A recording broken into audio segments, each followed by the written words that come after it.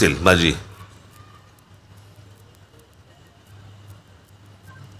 मुलाखती कदाचित ऐकल्या असतील.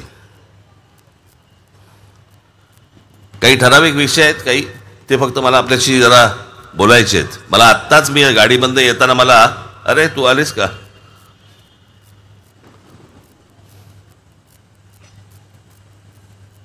तू खाली काय बसून बघतेस, तू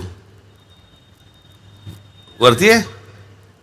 अगे ये ग, ये ये ये वरती ये.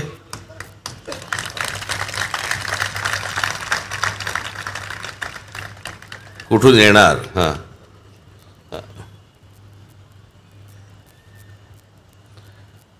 ही आमची बालमैत्रीण असिलता राजे सावरकर, स्वातंत्र्यवीर सावरकरांची सख्खी नात.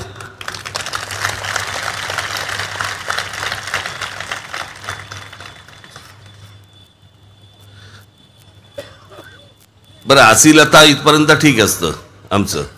असिलता सावरकर, सावरकरांची नात वगैरे, आम्ही वर भाषणं करायची, ती खाली बसणार, कसं नुसतंच होतं.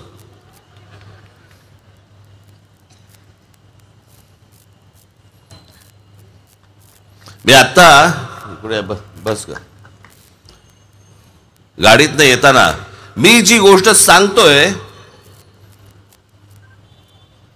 अनेक लोक माझ्यावरती टीका करतायत की मी राज ठाकरे सांगतोय की मशिदींवरचे भोंगे खाली काढले पाहिजेत.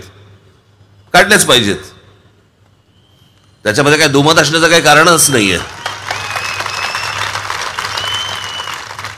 माझ्या हातात जर सत्ता आली 48 तासाच्या आत उतरवीन.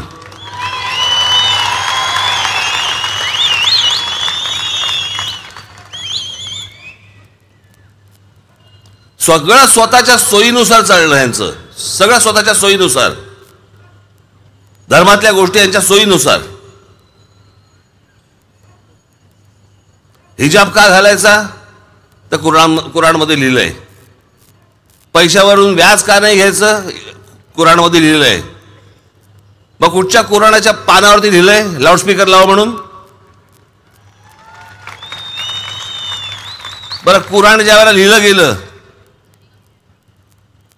तेव्हा लाऊडस्पीकर नावाचा काही जन्मबिंब झाला होता का तेव्हा. सगळं स्वतःच्या सोयीने करायचं आणि दुसऱ्याला त्रास द्यायचा. मला बरं या गोष्टीचं वाटलं.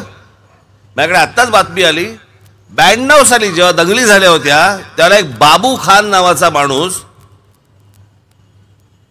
मुंबईमधल्या बांद्र्यामधल्या बेहरामपाड्यामध्ये राहणारा माणूस मशिदींवरच्या भोंगे काढा याच्यासाठी कोर्टात गेला.